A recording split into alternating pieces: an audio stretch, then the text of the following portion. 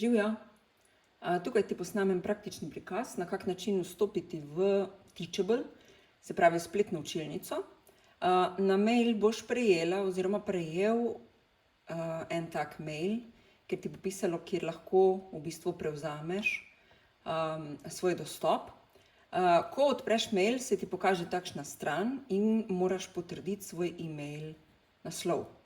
Kliknemo na povezavo in potem ustvariš svoj lasten password. To je lahko karkoli, fajn je, da si ga zapomnimo, da nam kasneje to ne dela težav. Daš continue